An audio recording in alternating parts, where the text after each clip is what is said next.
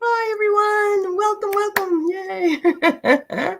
Aloha. Welcome. Aloha. Aloha to you. This is it, right? It's this? Yes, ma'am. Yes. Yes, Yes, ma'am. it is. All right. Yes, it's Um, not this way. Like a lot of things, it's this way. Yep. it's with your back to it. I Yep. think this way actually is Texas Longhorns, and it means Hook 'em BS. horns. Yeah, hook 'em horns. Longhorns, yes. Anyway, thank you, Betsy. Welcome, everybody, and welcome my wonderful guest, Betsey Palmer, medium from beautiful Maui. We're getting all the Maui folk. I love it. I love it. It's my heart place. So I feel very comfortable working with folks from Maui. And I can only say that because I've been to all the islands except for Molokai, and Yeah. Maui's my favorite. Yeah, Maui's Yeah, my favorite. Maui is called No Ka Oi, and that means the very best. Every Oh island dear. has its nickname, and Maui is No Ka Oi. Well, technically, if you ask everybody in the state, it's called the Valley Isle, but no. Uh-huh. Those of us that live here, we call it the very best. It has Uh-huh. just enough going on, but it's not a big city like Oahu. Oahu could be any major metropolitan area, a Yeah. million two people, bad traffic, tall Oh, buildings, the whole bit. I went there the first time I went to Oahu. It was okay for going. I mean, I was excited about it. The Yeah. traffic was horrible. I got to go to the palace, and I went to the Buddhist temple, and I did a lot of those things. But when I got to Maui, it was like, oh my God, Ah, this is oh, this paradise. is the paradise I've heard about. Yeah. Yeah. Yeah. Yes, You'd think they would all be very similar, but they're really not. They have different flavors, like you say. So, exactly. Each yeah. island, yeah, Yeah. definitely. Oh, thank you. So, Heather, what did you say? Hawaii feels like a past life home for you. You need to make a plan someday, Heather. Absolutely. It should be on everybody's bucket list. It's Yeah. really beautiful there. Yeah. Yeah. I just want to say hello to a few people, and then we're going to get to know a little bit more about Betsy. And later on, we will do selected readings. Depending on how much time we have, they'll be randomly chosen, and we'll be happy to do that for you. I'm going to say right from the get-go, probably not political. Wouldn't really, no. And medical depends on what it is, and no lawyers. Okay, no lawyers. All right. Welcome, Emerald Buddha, our resident massage therapist. I'm so glad to see you. Ooh, hi. Elise and Heather, of course, and Pierrette. And hello to Pure Visionary, Terry Lee. She's fabulous. She lives in Idaho, and she just is. She's also like you, a medium. And Cindy's Heart. I got your question, Cindy. And MJ. Oh, it's nice to have you here, dear. Starry Night Seeker, hello. Oil Painter Diana, Viviani, Kate. Thank you, Kate. I tested positive today. I'm gonna get through it. Don't worry. I'm just not gonna give up. I'm just gonna keep on going. There you go. Amanda Engels, aloha to you. And hi, Kelly. Did you see Gerald had popped in? He said he's lurking. Oh, you're always lurking, Gerald. You're just a sweetheart. Thank you, dear. It's good to see you. Yeah. He's the best. Uh-huh. Sherry H was able to go to Oahu, but not to the other islands. Put it on a bucket list. There you Yeah. go. Yeah, it Take is the very cruise. interesting. Do the Yeah, cruise. That way you can stop at each place and figure out which one you like the best that you want to go back. that's true. Which flavor is the best? Yes. Marine Wife, nice to see you. And Sue Butterfly Kisses. Hi, Lady Saul, who is another medium in our group. And everybody loves to come on and when we have a lot of different meetings. So thank you, Terry. I take all the prayers anybody wants to send me. I think the thing that's hardest for me is my fibro is flared up a bit, so I'm kind of achy, but otherwise I'm gonna be okay. The dogs won't leave me alone. They know something's up. So you know how they are. They're very good at that kind of thing. Yeah. So, yeah. They do really want to help, don't they? They really do. One of my dogs, who isn't a cuddler, keeps laying on my chest. And I thought, okay, trying to take care of that heart Yeah. center. Yeah. She's wonderful. Thanks, Lady Saul.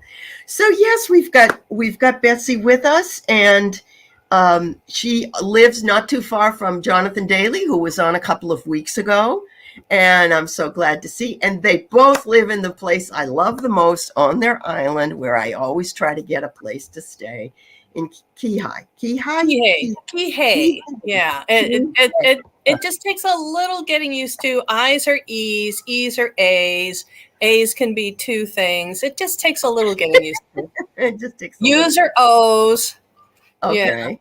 Yeah. I remember reading somewhere about the Hawaiian alphabet, and it did list some of those things with the way that words are said. Yeah. But what's the other one? Mahalo is what people say to Mahalo. say thank you. Yes. Mahalo. Thank you. Absolutely. Yes.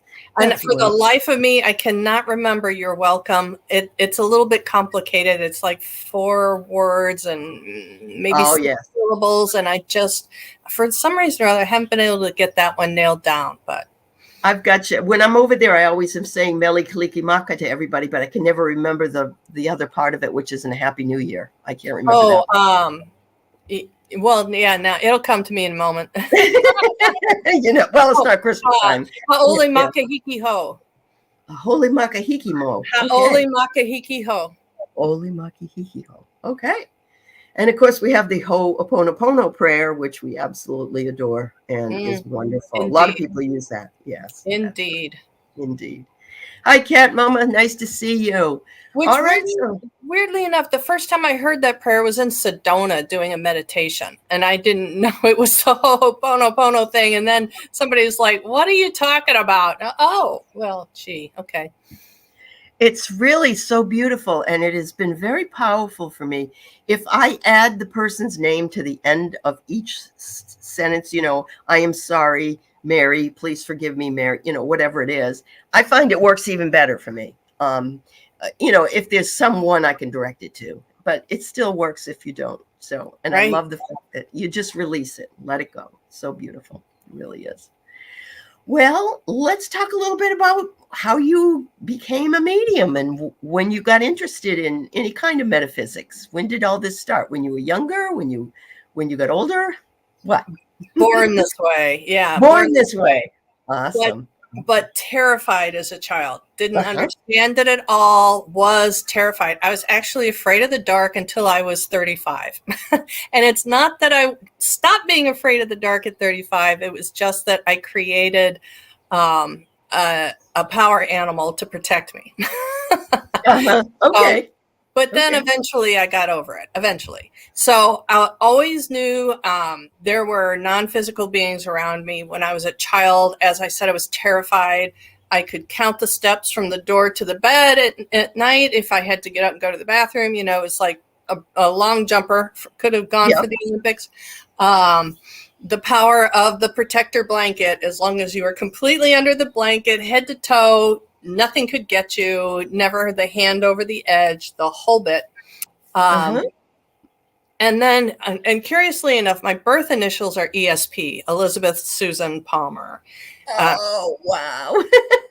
I love it. Oh, my.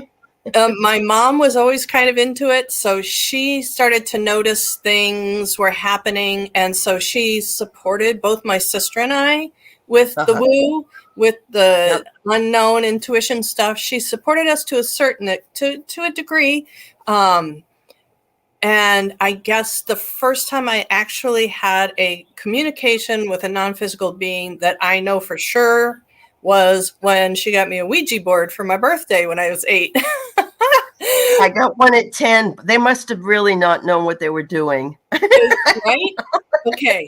So my story is great. I totally lucked out. My little neighbor, best friend, and I were in contact with a entity that called himself Pedro, and he was like a benevolent uncle. He was so nice to us. He would answer questions and he would hang out with us.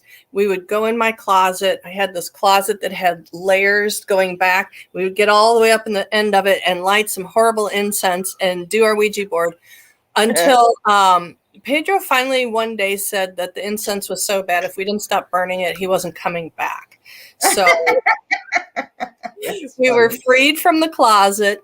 And Uh-huh. then Pedro asked us to start walking him around the house. Well, I think really, poor Uncle Pedro was just sick and tired of answering questions that 8-year-olds would ask. Oh, yeah.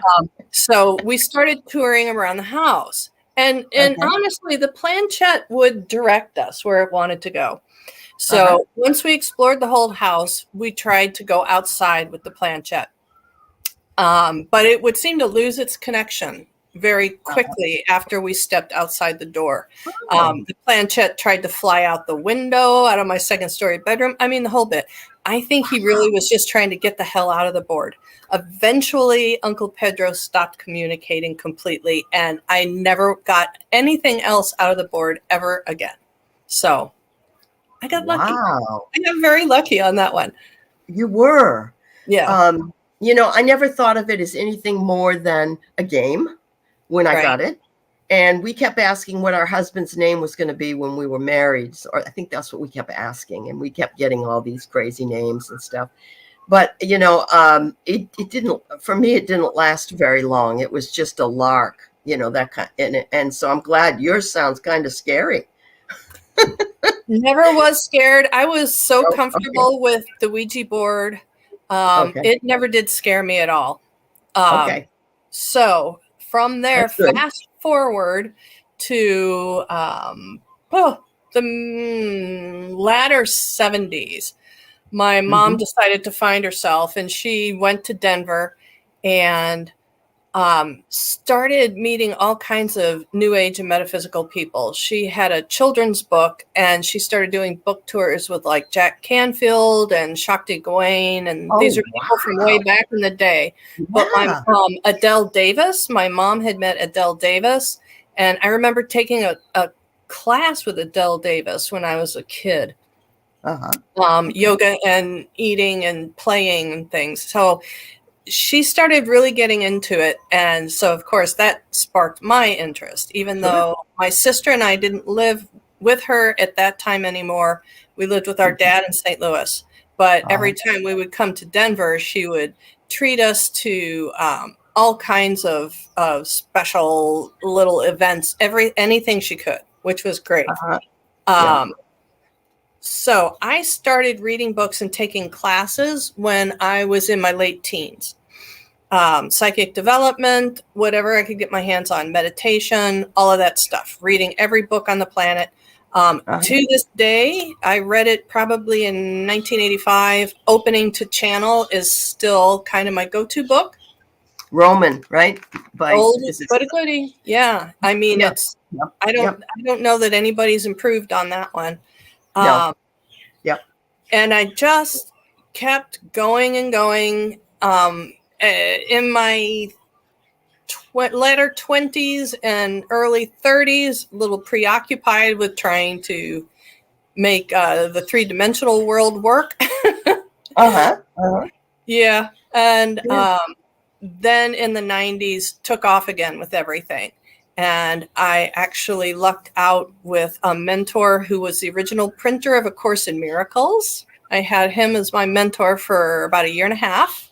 Wow. And just really immersed myself. And so when I was in just before I turned 40, I started channeling pretty regularly. And that was just with friends and family.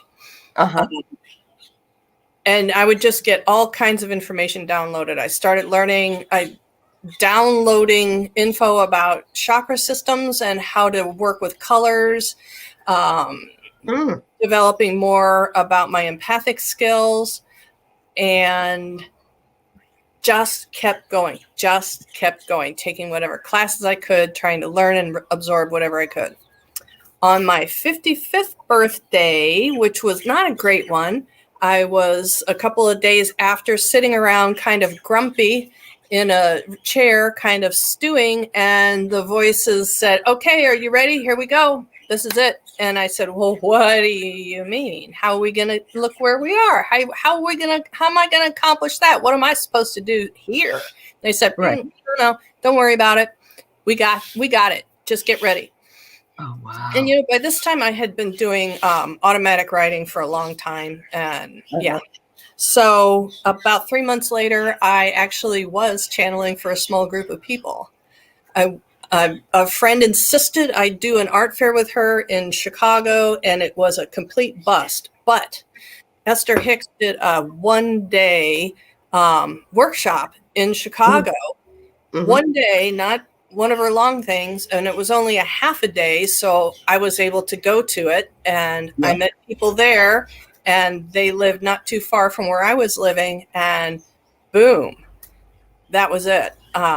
They invited me to come and meditate with them, and I said, after the meditation, I said, wait, does everybody hear a channel? Because I can hear all of y'all. What's going on? And they said, no, none of us are channels. And so they let me start channeling for them. Oh, wow. Yeah. Then I started picking up some public clients there. And funny enough, I was taking a couple of years off from Maui, and I ended up in Sedona. Okay.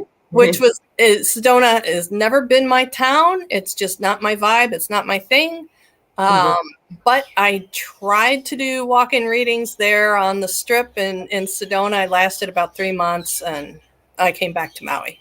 So yeah, it's too overexposed now, I believe. Even there's another place way down near the Mexican border called Tupac, and it's an artist community. That's becoming the next Sedona, so to speak. Not quite, but I've been to Sedona 3 times, and I'm going again to see Linda G in May. But it's not the same as it was. It's just not the same. Yeah. Even the first time I went there was in the 90s, later 90s. And even then, stepping on the vortexes, all I got was the residual energy of all the people that had just been walking around there. Oh, dear. Yeah, I get it. And then when I moved there, I would sit out on some little precipice or whatever, and Coffee Pot and Thunderhead Mountain would just sit there and laugh at me. Ah, ha, ha, you people think you're so important. Ah, ha, ha, ha. Yeah. Yep, I get it. Did you see UFO activity when you were there?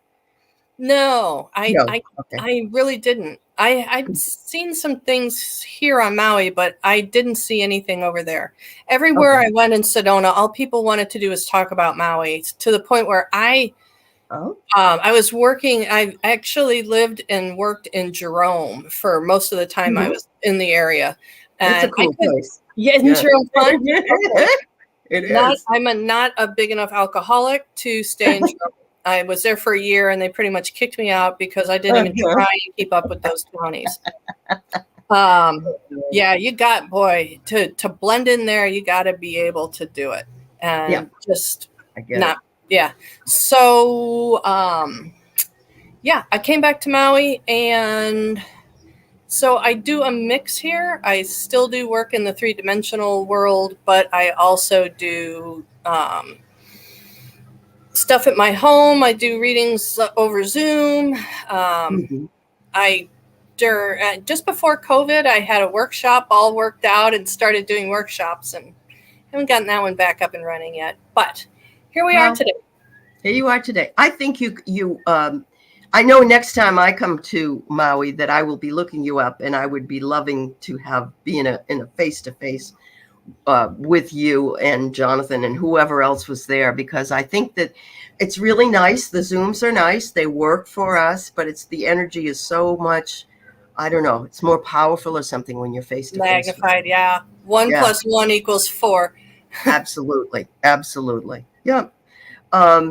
That is so funny. You're the things that you have done, and I still work in the 3D world, so I understand the things that you have done in the 90s, especially. In the 80s, I read everything I could get my hands on, and in the 90s, I did as well. I got involved with a group that we were working on the Earth Changes map because they were saying that we were going to be inundated with water and things are going to change. And of course, something happened with the timeline. But, I learned an awful lot about Native American stuff then. But I went to visit a friend in Florida just in the 2015 or something like that. And she and I were farting around, and she said, want to go to this metaphysical store with me? And I said, yes. So we went in. They were having a powwow in there, so to speak, like a drum circle. And I said, oh, let's stay. I'd like to, because I love that. And so she said, okay. So we went in, and I've never seen a drum circle this big. There was probably 50 or 60 people with drums. Wow. And they gave me one to use, and they didn't know me from Adam. And the next thing I know, they stopped the drum circle, whoever was running it, and they said, this lady here has a message for us. And she points to me. Ooh. And I said, yeah. And I thought to myself, okay, then I must have a message. If somebody else thinks so, then I need to really, and I, gave what I could. And I said I was from out of town, and that, and I'd just come in.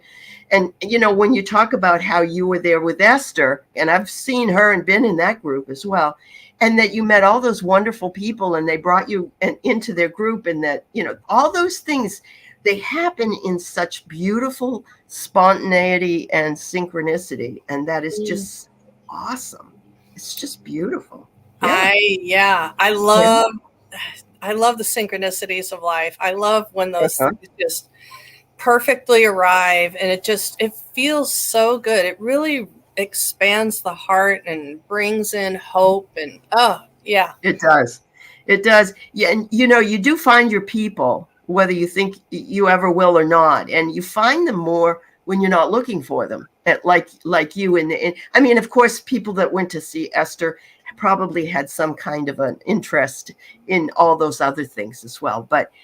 And of course, the people at the drum circle probably did in a New Age shop. But there was just something really amazing about it in both cases. And I think that if people look back, they can see those things as well, that they walked into the right place at the right time, and boom, that was it. Well, when I met Saul Steinberg, he was my mentor for A Course in Miracles. I was living in Dallas at that time in the late 90s, and I went to a bookstore for a full moon meditation, and there sits Saul Steinberg. What? And I remember we were doing the meditation, and Saul had been talking, and I felt like a lightning bolt in my big toe. I had my back against the wall with my legs out straight, and I felt like a lightning bolt come into my right big toe, and I felt Jesus say something to me, and it was like, hey, you better talk to this guy while you're here. Hello, you really, yeah. Talk to him before you go. Yeah. So that's amazing. And I had I was sitting in another place one time. I went to a meeting, and behind me was this guy, and he kept talking, and he's kind of strange, but I didn't think too much of it. And I found out it was the guy that took all the LSD trips. Oh yeah. Ram Dass, right? No, it wasn't him, because he was on Hawaii. No, the other one. Yeah, the third. There's another guy, but he was you'd recognize his name if you heard it, but it was from the 60s. He was from the 60s. Exactly who you're talking about, the guy that got thrown out of Harvard with all the others. He got thrown out of Harvard, right. It's that guy, yeah. But he's talking, and I'm thinking, wow, what's this guy doing, and then I find out I've got that, and I was sitting listening to Raymond Moody talk, who was fabulous. And of course, he worked with Dannion Brinkley, and then I saw Dannion there. So it was like this whole Larry, thanks God. The chat was like, wow, God. Amazing. Thanks God and Goddess, yeah. Yes, thank you guys. Timothy Leary. Yes, Timothy Leary. That was who it was. Yes, thank you. Richard Alpert was Ram Dass, I believe. Yes. Yeah. Yes. Thanks, guys. He lived here for a really long time. I have to say thank you to Gerald. He popped something in about I have written a book. I have. It is called You Are Gifted. And the reason it's called that is because when I have sessions with people who are waking up, they sit down and they announce, you're going to think I'm crazy. And so my response is, no, I think you're gifted. So the book it is my workshop. It's called You Are Gifted. It's on Kindle. So yeah. Oh, wonderful. I'm going to check it out, Betsy. That's fabulous. I'm glad to know that. Write that in here. You Are Gifted. Is that right? Yep. That's the name of the book. You Are gifted. Yeah, I'm terrible at technology, so I'm not even trying to Sorry. retrieve the link for everybody. Sorry. That's all right. That's all right. That's very cool. So just this morning, I was working because I do I've been going through the major arcana in the tarot. And I was up to the sun, and then I went on to the judgment card. And one of the things I read in the judgment card was about Jung's um, four functions of the psyche. And I was completely blown away because even though I know that there's that test you can take to see if you're an INFP or, ENFP, whatever it is. Yeah. I didn't realize that it kind of came from him.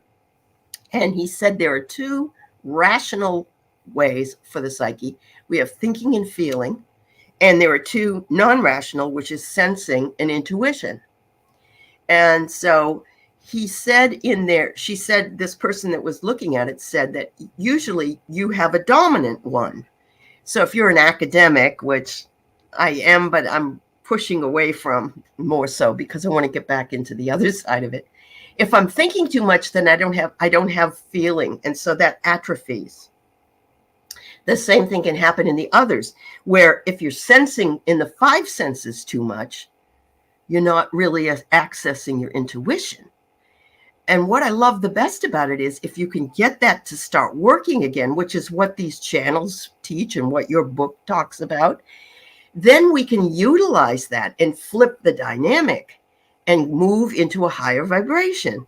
Mm-hmm. And I thought to myself, holy shit, it's been here the whole time, just exactly how to move into 5D. But I didn't have any awareness of it. And I just thought it was profound when I was reading it this morning. So absolutely. Yeah, I'm a big fan of the whole collective consciousness thing. He's fabulous. Yeah. Maybe we can take that one down. Okay. So, thank you. Just because, yeah. I'm sorry, I'm distracted. If I see words, subtitles, that's all I can think about. That's okay. That's okay. Over again. Nope, no problem. Yeah, I'm a big fan of Jung. Absolutely. Mm-hmm. I love the whole concept of collective consciousness because I believe there's no such thing as time. I think lives happen concurrently. Right. I think the only reason we have rules about what's possible is because we're thinking with a limited mind. So I really appreciate having the collective consciousness that all information that's ever existed is ours to access if we choose. Absolutely. Yep. But we really do have to work that side of our lives. If we just spend all the time in 5D and not in 6D, then, we're only going to have those 5D experiences. And the same with thinking and feeling. And that also occurred to me, no wonder why men are always like, I don't know how I feel. Why do you keep asking me how I feel? I do know how I think. And I think it's not necessarily just men, but I do know in relationships that can be a problem. So it's like, wow, I don't know. It just hit me today for some reason. So. And that's a big part of my beginning steps in my workshop is those of us that are connected and intuitive and get information. It's a lot of fun to be out there, isn't it? Boy, isn't it? And we do get information. But here's the deal. They don't call it follow your head intuition now, do they? They call it follow your head intuition. The talent lives there. So I'm going to freely admit this. I didn't understand the importance of grounding till I was in my early 50s. Freely admit it. Understand. And now that I do understand what it's about, that is what actually moved my abilities from where I was for the majority of my life into stepping into confidence and self-assuredness about who I am and what I am as an intuitive being, and to have the confidence to go out into public. It wasn't until I really deepened my relationship with Gaia, with Mother Earth, that I was able to do that. Wow. Yeah. That's fabulous. Being out there is a lot of fun, but It is, but you got to live here. So let me ask you about your 3D job then. Is it really difficult for you? Because I'm beginning to feel as though I don't want to do that anymore, ever. I'm done with that. I want to just, but I can't, I got to work. So, but you begin, I don't know. How do you handle that? I guess I don't know how to handle it. It's pretty new to me. I've had a lot of 3D jobs. I'm a bit of a gypsy. I'm a chameleon, to say the least. I have done so many things. My first career was in horse racing. I rode horses around in circles for a lot of years. After that, I tried to go into the healthcare field and physical therapy. No. So no. So how do I handle the jobs that don't fit? Is I just walk away and I just start another life. So now I've done that. I have done that. Yeah. I do know that. The job I am in now, I love it. I love it. It's in fine jewelry, of all things. Just surround me with big diamonds and I'm a happy girl. But of course, there's the right fits in those kinds of positions. True. I don't do well in a corporate job. So the big chain stores, I don't do well because I don't like having to qualify people by what the company is willing to extend, how much credit to them. It's just not time. So I work for a independently owned small store that's been on Maui for a very long time, and I just love it. That's so good. It's so good. Myself and one other woman, we work very well together. We're kind of opposites, and we're both old enough to understand that between she and I is the gray area that makes the business work. So that's fabulous. That is, I think with my particular job, I've been doing it for 25 years, but before that I did 40 other things. Yeah. But I'm a teacher, so everything is in the mind. It's all thinking and thinking and thinking. And now I'd love to spend that time in that other quadrant, which I've always loved and always tried to do, but I didn't realize really until today that I've blocked that off because I'm up in this area and I really want to be over in this area. So I like that. I like that you found something that it highlights your skills. It doesn't take away anything from your intuitive side. Yeah. And it kind of helps too, because the jewelry will tell me sometimes when someone is there and they're not really sure about what they're looking at. There's some particular piece in the case and go, pick me, show me, oh, come and get me. Sure. Oh my goodness! So, do you ever have like some of the mineral gems, not just like diamonds and things, but like no. No, okay. No moldavite, no labradorite, none of that stuff in there. Okay. No, but I mean, it's okay. Yeah, rubies and emeralds have their own vibe, right? They do. They very much do. Yes, absolutely.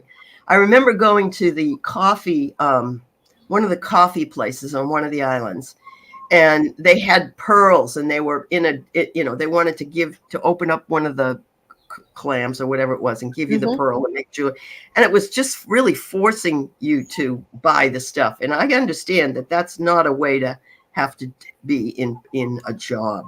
It's too driven that way. I love the company that owns it's a huge corporation. They're even on cruise ships, and so of course the oyster you open, kids love it. It's great. They don't make any money off that. The oysters, they're sitting in a little bowl. They've been dead for a long time. The pearls have been put in them, and then they seal them up in vacuum packs. They make their money off setting the jewelry. So you have to pick the pendant or the ring or whatever to put the pearl on. But kids love it. They get such a thrill out of it. But you're right. It's very much, the sales girls, if you buy something, let me buy you an oyster, right? Let me buy you a $15 oyster. Well, then what are you going to do, right? Then what? Now you've got the pearl. Yeah.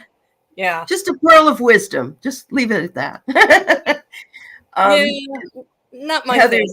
Heather says she used to make meditation and prayer beads. I think you should do it again. You are so artistic that you bring. My Heather does Indigo Jaguar intuitive art. She paints. She does all kinds of other things, and I think that you bring that energy into that painting, and you would do the same thing to the prayer beads. I really do.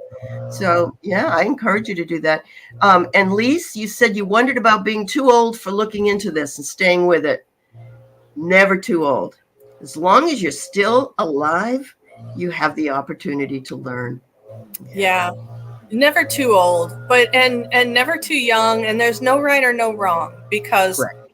I think if you've ever read the Billy Fingers book, I think that gives a lot of really good insight about what it's like on the other side. But yeah, I mean, I think it's so rare, those of us that know for sure all the intention our soul had for a particular lifetime.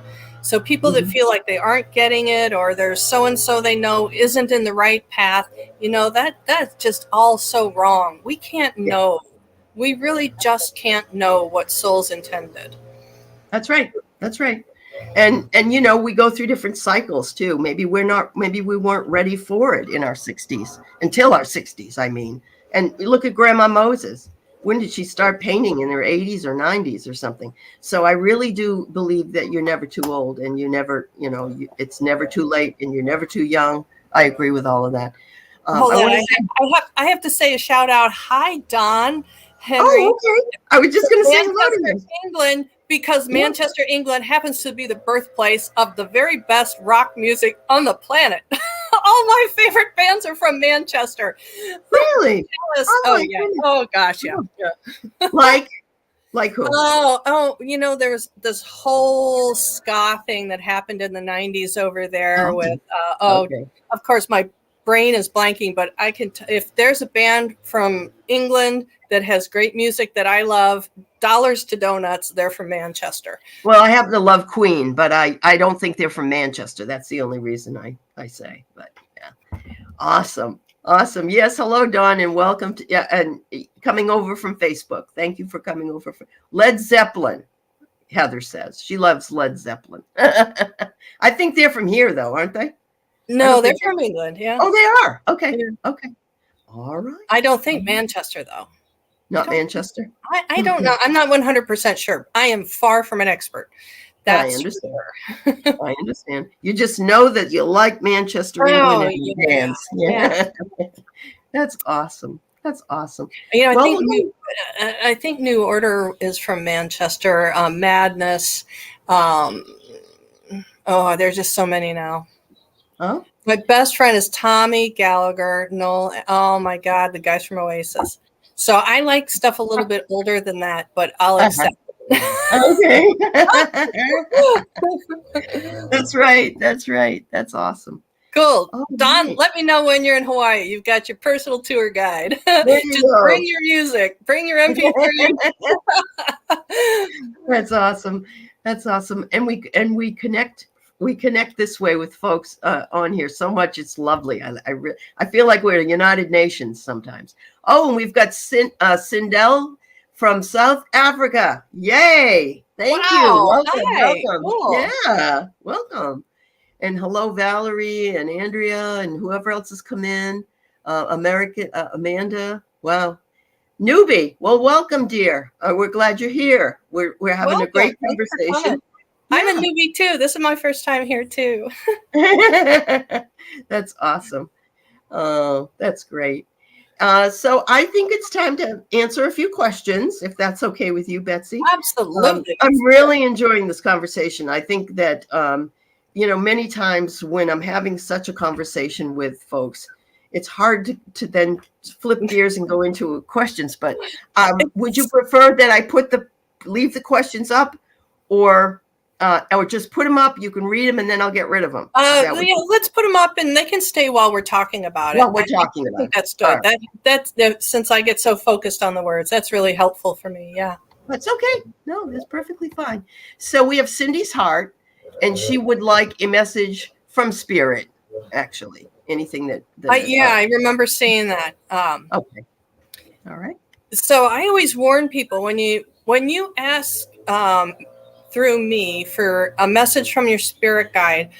Cindy, I hope you have paper and pencil beside you because you're probably going to get homework. Because it doesn't matter what you want or what you are thinking about. Like, let's see if she can vibe out what I'm thinking about. That is completely irrelevant. Whatever your guides think you should be doing right now, it's what's going to come out through this. So, yeah. All right. Cindy's heart. And if you could, Cindy, could you pop in your date of birth down below? Because for me, it's a filing cabinet up in the sky. So when somebody says, give me a message from spirit, that could be anybody's guide, any message at all. It may have nothing to do with you. So I need to pull the drawer out and find your file. So if you could pop your birth date down in there, that would be really helpful for me. As soon as I see it, I'll let you know. I am hearing some feedback, but I'm not sure if it's feedback or I'm hearing messages. Blower, yeah. Can you hear it? Is it intrusive? Because I can get up and. It's not. I just didn't know if it was feedback from something else, or if it was maybe a message coming through that I would think would be wonderful. So. Yeah, I'm in the suburbs, and it's inevitable. Whenever I'm on Zoom, whenever I'm on a live show or a live call, somebody shows up with a leaf blower. Well, I don't hear that. Is that what it is? Sounds like somebody talking, but okay. Yeah. Do you still hear it? Nope. Yeah. Now I do. Okay. All right. Cindy said, okay. I guess she's trying to get that up for you. All right. I tell you what, Cindy, we'll come back to you because we have other people with questions. And so as soon as you put up your birth date, we'll go ahead and have Betsy read on you. Yeah, that's another one. Family members and guides. There's without any kind of if you're trying to contact a family member again, I do first and last name, date of birth, and how long they've been on the other side, because I want your family member. Even if somebody says, "Can I have a message from Ralph?" Well, how many Ralphs are up there? I have no limitation. I mean, you could say, "Can I have a message from Arcturus?" That I can get. Every medium is different because she's a medium and she's able to do it, in another way. So it's okay. So if you do that, Lady Saul, we'll move on and we'll come back and hopefully we don't have the same thing. Okay, here we go. So Starry Night Seeker says, I heard a weird loud sound in my left ear yesterday and wonders if you could tell her what that meant. For me, anytime I get something like that, that is someone trying to get my attention. So that's when I start to ask questions. Was this startling? Did this feel comfortable? Did you want to go to it or away from it? Because that's someone or something trying to get your attention.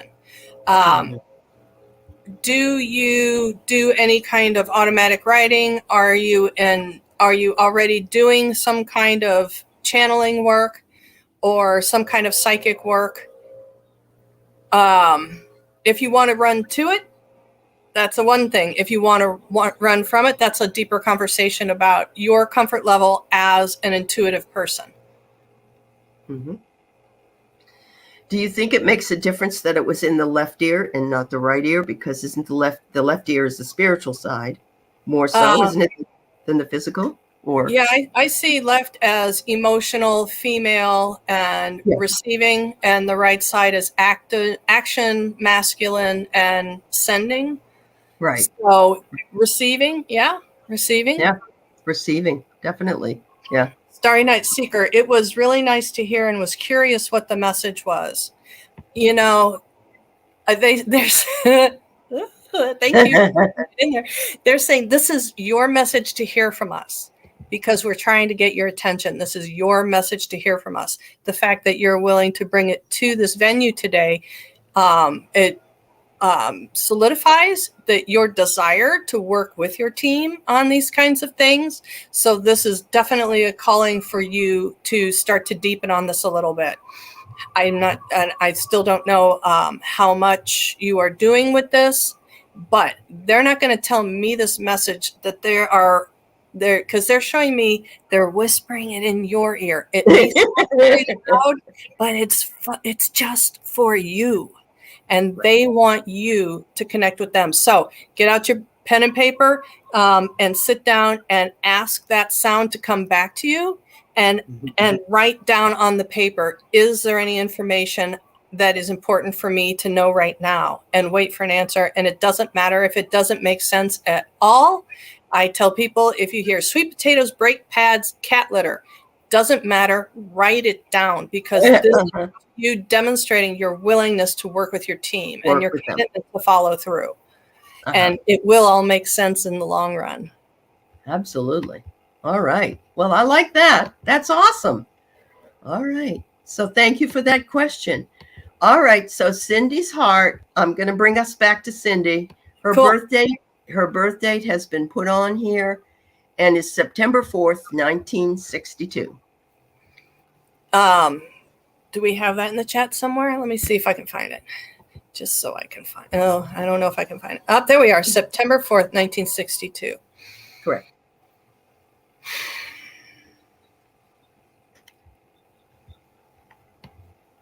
Okay, so Cindy, why did you close the door? What happened? What happened? Why did you close the door? And that's all. I'm going to have to say it one more time. Why did you close the door? What happened that you put a brakes on? It feels like, to me, there's some kind of connection about something that happened in your life, in the 3D world, that connected with an energy on the other side. It caught somebody's attention, and it was something that was uncomfortable for you. It did not feel like it was a welcoming, friendly energy. And this is the door that's closed. I don't know where this would have been. Probably in a public place, maybe in a place where people are celebrating or imbibing. But and I'm not saying that you were celebrating or you were imbibing. I'm saying this was the scenario, that there was a setting of people celebrating, and something came through and got close to you. And after this, the doorway closed. So let's talk about getting you clear. Have you smudged yourself lately? Have you smudged yourself lately? That's what they want to know. And when in your home, have you been doing work on clearing your home? Because I have no idea how much you're into all this stuff. If you have not done a clearing ritual on the full or new moons, look into these things and figure out how to clear your space. What's coming up next? I think the full moon is coming up, right? Mm-hmm. Mm-hmm. Yeah. On the 9th. Yeah. On the 9th. Oh, yep. Perfect timing. Mm-hmm. This is ideal timing to clear your home. Oops. Very, very good to clear your home. So, I want to ask you so much about what happened. That could take an hour, so I'm not going to do it. All I'm going to say is, if you have felt like your guides are not near you right now, and if you're wondering what is going on, they're saying that's because there's this protective layer here installed for yourself. And it's actually probably a good idea that you had done it. So to smudge yourself, clear your house, and step back into it gently with meditation. Maybe a guided meditation that's specific and that gives very clear instructions about keeping your space, keeping your boundaries on your space, like Steve Noble. He does great stuff. And every guided meditation he does, half of it is a process of clearing your space. So that should leave you feeling very well protected in this. That I think to get back to your communication with your guides, it's just a little bit of that. Cleaning up the psychic hygiene, cleaning up around yourself and your home space, and kind of restarting and resetting on this full moon. Wow. Fabulous. Yes, everybody needs to reset and do their work on the full moon. It's very, very important. All right. So Lady Sol, that you asked the question, and then you said you needed some names. So she's providing some names here. Yay. She's got Maria, Federico, Beto, Vela, Isabel, or Juan. I know that's a lot of names, but Maybe one will stick out. Yeah, I got to hold on to something to figure that out. Hold on, I'm looking at Right. and still it could be if I connect with Maria, it could be anybody's Maria. I just want you to know that because Okay. I don't have filters and rules about this.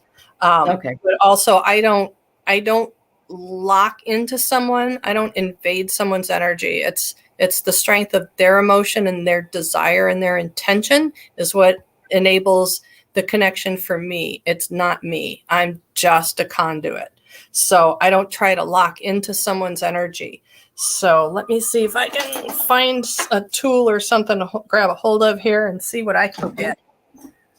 I just want to shout out to Vicky. She's our wonderful subscriber, and she's in Egypt on her vacation. Yay! Wow. Fabulous. I hope you're having a good time, Vicky. Yeah. Cool. Yeah, that's one place I don't want to go back to. I haven't been there in this lifetime, and I ain't gonna.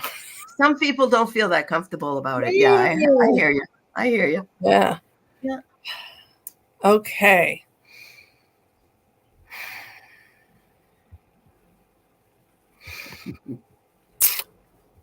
Yeah.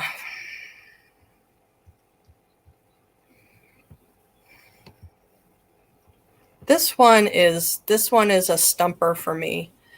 Let's try and switch hands with this stuff. Okay. Yeah, it feels like because I don't like decks very much. I'm not much of a deck person. I can read cards, but it feels like I would need to pull cards on this one. Let me see if I can just hold my deck. If I just hold one, let me see. Nope, that's like ha ha. Nice try. Nice try. For some reason or other, and I really these are the times when I don't like to admit defeat, but I am Lady Saul. I am uninvited here. Oh, okay. Okay. I am She has her own team, and she Yeah. connects with her own team, and so they're not wanting to connect with you, apparently. Yeah, which is interesting. Mhm. It's always frustrating as a medium. Yeah. Yeah. But I'm just getting this, This feeling, we'll just talk to her directly. Yeah. Okay. Well, Lady Saul, I'm sorry about that, dear, but you're in the community, so these things can happen. So. And if anything else, this situation I hope will validate for you in the times when you're not feeling comfortable in a reading and being able to say those same things, because I know there's been times for me when I had to tell people, you know what? We've spent some time together. This is my gift to you, but unfortunately, I don't think this is going to work out. I don't think I can offer you anything today. And sometimes you just got to say it. It's not that often. Sometimes it does.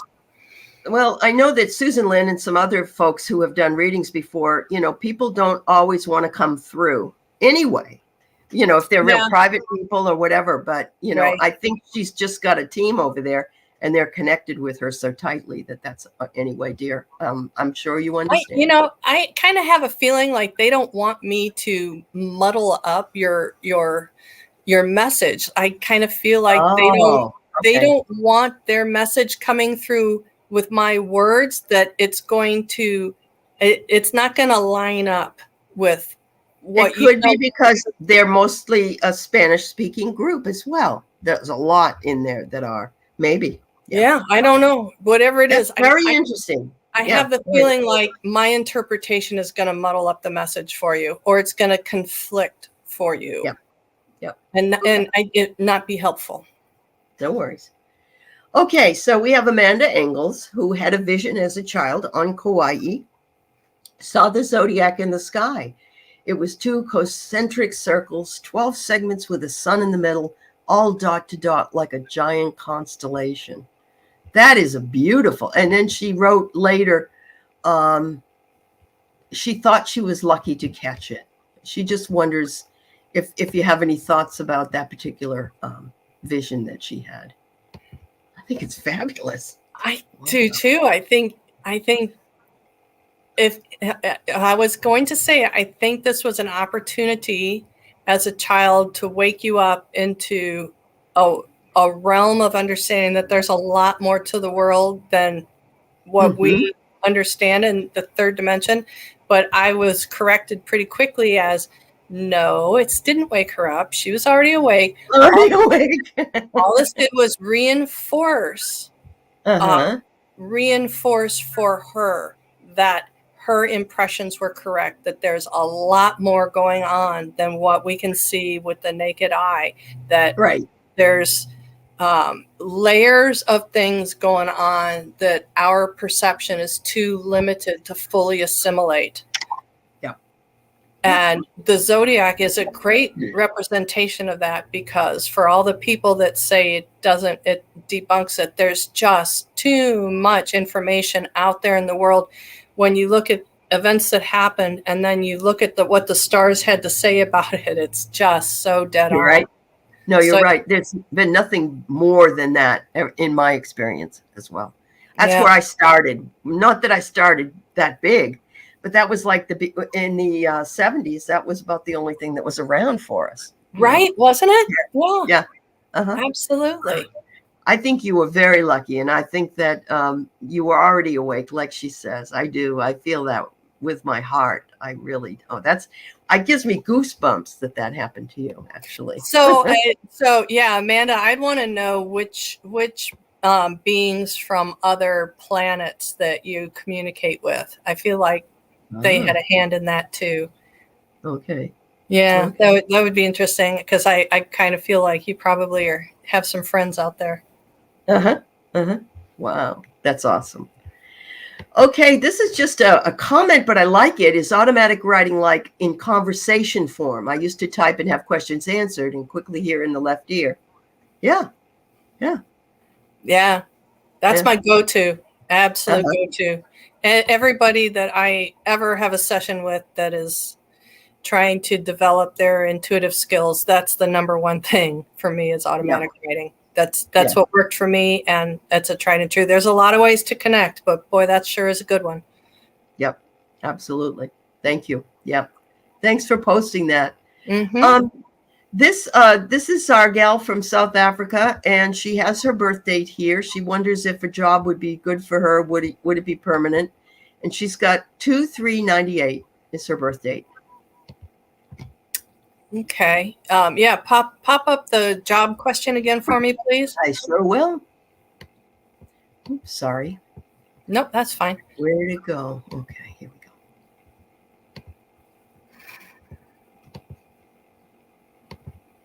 we go. Oh, okay.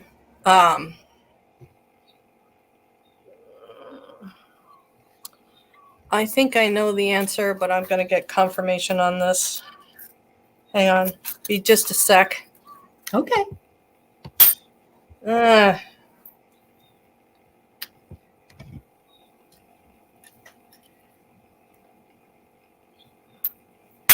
Yeah, you hear it. You hear it right. I do flip a coin. I let the universe tell me the truth, and I do 2 out of 3. So heads was yes, tails was no. So I felt like, for me, that you're going to be there for a while, but I think you're going to trade up. And the coin said the same thing. The coin said that is not permanent. But just because it's not permanent doesn't mean it's going to be pulled out from underneath you. It may mean that you have a better offer and move up. I have a feeling like you're pretty, your skills are able to do all of the tasks and the duties assigned to you very, very well, that you might even be a little bit over-skilled. You may have more skills than what this job particularly needs. I kind of feel like this job, it feels like they're going to recognize your abilities and they will move you along with that. But because of that, you may get a better offer. And it could be a lateral move within the company from the department when you're in to more something else, shift in the field. Like if you're doing more simple kinds of, and it doesn't feel like you're like the starter. It feels like the entry level. It feels like you're a little bit past the entry level, but there are other levels within this place. So it feels like what you have is going to be recognized by someone somewhere, and you're going to be moving. So it's a little bit of an up and an over. And So an it's over. not just going to a different, it's not just going to a different location doing the exact same thing. It feels like doing a little bit more, like a promotion is what most people would want to call it, but doing a little bit more in a different area that's going to really match your skills quite a bit. It feels like you're going to have a happy outcome when you get there, but it does feel like it's going to be a little bit. Well, there's something there that gets your experience, and then you'll move on. That's wonderful. Betsy, I'm checking in with you to see if you are able to take a couple more questions. If not, we can, you are. Okay.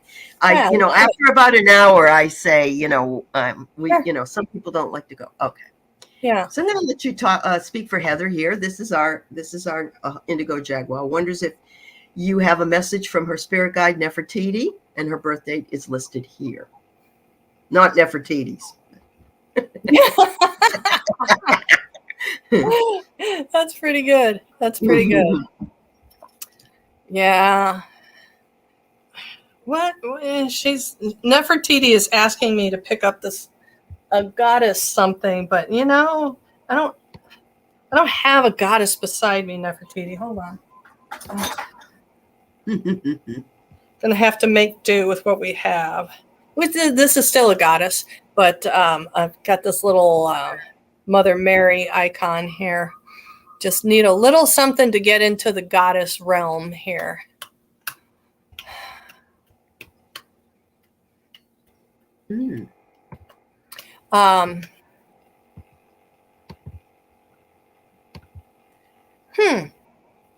So why do you still feel like there's a space for you as a person of magic? Why do you feel like there's a space between you as a magic being and your ideal of a magician? Why is there this space in between you? What is this about? Why do you not feel like you are the magician and the creator of all things? Is it maybe because 3D world doesn't always match up to the psychic realms for you? Because it feels like you're pretty good at creating, like creating as in manifesting on the spiritual and non-physical realm. So that would be a question again for a longer conversation. Where is this space? Why is there this space between you as the magician, or the magic you, and your idea of the full-on magician, like the tarot card, seeing the magician who can do everything? Why is there this space? Because this is an illusion. This space between you and that goal is an illusion, that you are already there. She's going to tell you to start to be more regular with your magic. So if you're doing whatever it is you do to feel like you are following your path about creating the life that you want, she's going to ask you to up your game. Yeah. I don't know anything about she isn't the Egyptian queen, a different entity. I'm going with the guide that's come information you're getting. Okay. That whatever it is you do, they want you to do it more frequently. They want you to make this like a daily process. It could be that you're already doing. I'm not saying that you aren't. I'm saying whatever you're doing, they're asking you to up your game. So if you do a little something every single day, they're asking you to find another level to that. So if you do a short meditation, or if you have an altar and you say a prayer, or if you spend time in connecting inward and doing some kind of channeled writing or whatever it is, they're asking you to do a little more. So it could be something as simple as lighting a candle and saying a prayer, included in what you're already doing. Because whatever this gap space is an illusion, that you are a magic maker already. Hope that makes sense. I love that. I love that message for her. Thank you. Thank you so much. Thanks, Heather. I just want to pass this along because you mentioned does Amanda speak with, and she does. And you knew that. I just wanted you to see that. Um, I have a couple more here, but I do want to say to you, Eloise Hanson, and also to KJ Hartz, and some of you that are new here, including Dawn from England. Welcome. I'm sorry if you are feeling broken today. I want you to know that we do not ignore these posts that people put up. We spend a lot of time throwing our love and energy your way and hope that things will be better for you, that you should know that your guides and your angels are always available to you. You only need to ask them to come around you. And I don't know, Betsy, do you have anything else you want to say to those who feel broken or just really having a hard time? Be gentle with yourself. Whatever you do, be extremely gentle with yourself. If you're feeling so broken that you don't think you can stand up, if you can make it to the bathroom, you made an accomplishment. Right. Yep. Yeah, it is kind of tricky to do work with folks if you're feeling like you're at a crisis point at a particular moment doing stuff. I just don't feel like this is the proper venue for it. It isn't, and that's what makes it hard. That it's not a problem. The issue here, though, is that we do recognize that you're going through this, and we don't want to dismiss it in any way. But yes, a public venue like this is very difficult. It's actually even very difficult sometimes to get messages to come through that are very, very personal. And that's another reason why Betsy was not able to bring through some other issues. So please know that you're loved and that we appreciate you being here and that we honor you and send you healing. And thank you for being here with us today. And feel free to go watch anything on my YouTube channel. Feel free to go do that. And anybody's YouTube channel. There's That's just so many lovely so many here. Yep. That find and just click on something, and you don't have to wait and see if it resonates. You're smart enough to know. If you click on it, you hear a voice and it's like, be there. If you hear a voice, you're like, ugh, just find another. There's millions out there. Yeah. There really are. Yeah. Yeah. And I want to address, I see a comment that Don made. I have a lovely council bed sit, and the local pub does illegal late hours till 3 a.m. So people talk about psychic parasites all the time. Psychic parasites love bars because people, when you're feeling no pain, you are a portal. And it's like a pile-on. Can be, not everybody, but so for those of you that still love the pub scene, just remember every now and then it's not going to hurt to clear yourself. Shamans make a great living clearing parasites. Just be aware.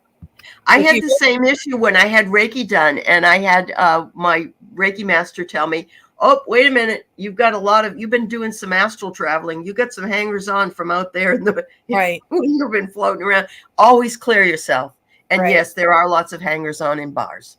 Absolutely. And when you do clear yourself, if you feel uneasy and you don't feel right, that it feels like there's something missing. That goes to show you they've been with you, right? Fill that up with light. Fill that up with bright white or golden light. Absolutely. Yeah, absolutely is right. Those of you who did come in late, I have to tell you that we are almost done here today. It's very difficult for a medium or a psychic to go too long. It's draining. So I'm not ignoring you, but we did start over an hour ago, and there were people here before you who had some questions. So I'm going to go with those and move on for just another couple of answers. So, Lise, do you have your birth date so I can see it here? Lise, if you're still here, Lise Niedermeyer, that would probably help. Yeah, I can probably get started on this one, but a birth date would be helpful.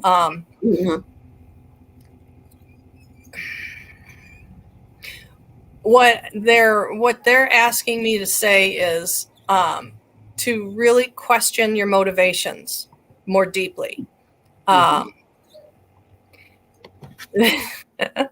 because my guides are snarky. They say, if it's too darn cold for you there, by all means move. Hey, I'm a Yankee by birth. I was born in Massachusetts. Oh my God, so was I. Were you really? Where? I was born in Stoneham, and I lived in New Hampshire for 33 years of my life. Wow. I was born in Long Meadow, and then we rocketed out of there really quick. Wow. Yeah. So, but we're damn Yankees. Yeah. yeah, my body can remember how to do cold, but my brain just no. Oh, I know. It's too much. Yeah. So, but to examine your motivations a little bit more closely. Okay, there we are. Thank you. Doesn't feel like it's exactly the right time. Right out this winter. They're saying right out this winter. So use the downtime in the winter when you're indoors a lot to really examine where you're going and why. And it's not just for the geographical move. It's for your spiritual well-being, but it's also for the front mind. The front mind. Oh, Jonathan. Hey, hi, Jonathan. Brought up. Oh, I got a bag of towels to bring you for Frank. His husband's a vet. I'm gonna bag of towels. I'm gonna bring you to I don't know, today or tomorrow. I'll drop them off on your porch. This is more about. They're saying mental well-being but also the spiritual side, because they. I feel like your spirit connection where you are is pretty good. The dwelling that you're in, there's like friendly house spirits there that are supportive. So if you up and move, make sure it's someplace that jibes with this as well. Because if you close yourself off, or if you feel like, well, I'm here and they're here, if I go there, I could just pick up some new ones. Just to really have a plan about this, about where you're going and why you're doing it. And to take your spirit guides into consideration with this move. I just feel like I want to get up and jumping down and scream and shout. Make sure you're talking with them before you make your move. There's just more to consider. Well, I said try astrocartography, and Jonathan said he was just about to say that. That's how I knew where I was supposed to be. And you can do it free on Astrodienst. Just go astro.com. But one of the things that I felt was at a new moon, I asked that I get a message from, no, it wasn't the new moon. It was the equinox or something. I asked, would I please get a message that would come in and tell me where I needed to move to? Was it this place or this place? And I got a phone call within probably about 3 hours. And it was from my niece, who I never hear from. And she said, pack your bags, we're moving to Seattle. So that was it. Well, it feels like she has a place in mind, but it feels like there's a better fit. Okay. Sounds good. Check it out. Always check where those planetary things are. All right. So Emerald Buddha, 2/24/59 is her birthday. Can you pop that up so I can see it, please? Do that. Yeah, thank you. You're welcome. Oh, okay. You and your team are walking on water. You guys are doing some pretty good work these days. Yeah, I'm hearing a 90s song, walk on the water, in my head. Walk on the ocean, step on the stone, flesh becomes water, wood becomes bone. Now, I don't know what that means, and I don't remember the name of the band for you to Google it either, but I'm going to see if I can figure out why they're talking about this, because the first thing they're showing me is like your elbows are all linked and you're walking on the water. Oh, it could be quite literally. Do you do some kind of, what's the word when you do gazing? Like into mirror. Scrying. Scrying. Scrying. Thank you very much. Do you do scrying? This is kind of interesting to me because it feels like maybe that's what this is about, is scrying. And your ability to see future events. Wow. It's interesting. It seems like they're saying your ability to decipher for yourself is pretty good. Jealous. Remember my dad saying, well, if you're so psychic, why can't you do that for yourself? I don't know. It doesn't work that way. You should have known what I was going to say if you're psychic, right? Yeah. Yeah. Why can't you do that for yourself? I don't know.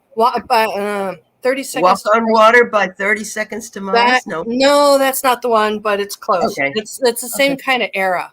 Okay. I can see myself at Lollapalooza sitting there listening to it, but I can't pull it out of my head. So scrying, does this make sense? And they won't let me off of this. They're just like nailing me on this. Okay, she says, but I will try. Okay, no, but I will try. Walking on water. This is like the only message that I'm getting for you is walking on water. So this is a little bit about you doing what you think is impossible. This is about an ability to see, because the water can be very reflective when you look on the surface. Your guides are there with you because you're all linking elbows and you're kind of skipping and hopping across it. I don't know what gifts that you're currently using, but they want you to try this one. Wow. There's also scrying with water in a bowl, I believe, right? Yeah. Okay. Absolutely. Absolutely. There's different ways you can do it, Emerald Buddha. Yeah, there's a lot of ways you can do it, but they're showing me water. I don't know what your connection and affinity to water is. I know nothing about any of it. All I'm saying is they're telling me that you can see the future and you can see it for yourself. You can probably, I think they're saying start with looking for yourself and start small, little things. If this is something that's interesting to you and you want to develop it, but yeah, absolutely. Wow. That's really cool. Jonathan says one way of making a scrying mirror is to get a photo frame with real glass and spray paint the back side of the glass and then put it back together. Wow. Yeah, I'm still seeing water. I'm seeing clear water in a bowl. Yeah. Yeah. That's all right. That's all right. Yeah. Emerald Buddha, they're saying they don't want you looking at something that has the ability to invite anything over, which is the protection of water for you. Yeah, they don't want you to like mirrors, flame, or like Jonathan was talking about it, and seeing just a black space. I'm not talking about the reflection that would be provided through what he's talking about. This is a little bit different. They just showed me if you're looking into black, you're going to be, it's an invitation to something because your ability to do this is pretty strong. Okay. Wow. That's fabulous. All right. 2 more, then we got to go. We're almost on the half hour. So any message from Peggy Garrett, born March 17th, 1943 and passed 10/10/84. She says, really, is this what you guys do with all your spare time? Really? This is what you guys choose to do. There is so much you can get done. Why? Oh my God. She wants to talk about your front porch steps. Like you could have scrubbed those down an hour ago. There's just so much. She is like, oh my gosh. She's like coming through like somebody who was so house proud, scrubby Dutch, like clean. And here we are having this conversation. And she's going to acquiesce a little bit like, yeah, I get it. It's not a waste of time because it's allowed the messages to come through and people find value in that. But she's a little bit more down to earth. She feels like productivity is queen, not king. Productivity is queen. And yeah. And there's just so much to be done in a day. And this is what we're doing. This is what we're doing. I'm gonna guess that I'm going to take a stab that while she may have been supportive of you, this may not have been her path in life. That obviously with the dates that she's got in here, this was something that didn't escape her awareness. But but there was, in her time, there was a lot changing in the world. There was a lot of change in the world. There was just, she's like, and you think COVID was big. Yeah. There was just a lot to be taken care of and dealt with. So this is what she's talking about, being really grounded in practical matters of earth, that she doesn't feel like this is as important as practical matters of earth. She's like, yeah, do you see what's going on out there in your world? My God, you people, take care of things. Take care of things. I think it's sad to see, Deb, that your mom passed at 41 years old. Sorry that you lost her at that age. That's tragic. So, yeah, I just have to say that. That's funny that she's so defiant. Yeah, it feels to me like, I don't believe any life is cut short. I believe everybody comes in, fulfills their contract, and goes. That's what I believe. Oh, and she was always working. I feel like, I don't feel like she left before she was done. I feel like she saw in her lifetime a huge upheaval in the world obviously she was a tiny baby, but a huge upheaval in the 60s, 50s and 60s about people's roles, gender roles specifically, that what she shows me is she saw enough of what she needed to see. She saw enough of what she came here to see. And she recognized that she was not going to be able to help progress our critical mind, our global mind. She was not going to be able to progress it. And I keep wanting to, in my head, because it's my judgment, I keep wanting to reflect on the United States. And she's like, no, honey, it's the world I'm talking about. It's the world. That she was not, she felt like she wasn't in a position where she could be productive into turning the tide of thinking. And she saw everything she needed to see for that lifetime to be complete. So she's got plans. She's on the road, She may be back. She may be back in a leadership role somewhere someday. Awesome. Anyway, much love to you, Deb. Thank you. We got one more. We got Cat Mama. And Cat Mama wonders if you can pick up on anything from the universe about her. Her birthday is 9/2/67. 9. Okay. Could I ask you to put the question back up? Thank you. Yeah, that one's kind of hard for me right now. That's just too broad. Okay. And try her birth date one more time. Let me see if I can get anything. 9/2/67.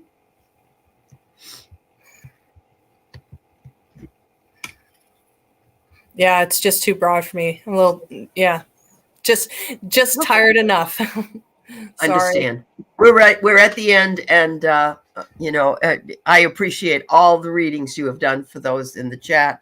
I'm sorry, folks, we couldn't do everybody, but I did tell you in the beginning that we'd try to do as many as we could, but that at some point we'd have to cut it off. But Betsy, fabulous readings, great chat. I've really enjoyed having you. It's so much fun. Thank you. Thank you so much, Allie, for having me on your show. I really appreciate it. Would love to come back anytime.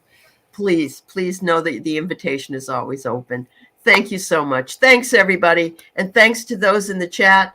Thanks to my moderators and everybody for being here. You have a fabulous day, everybody. Bye-bye. A hooey ho.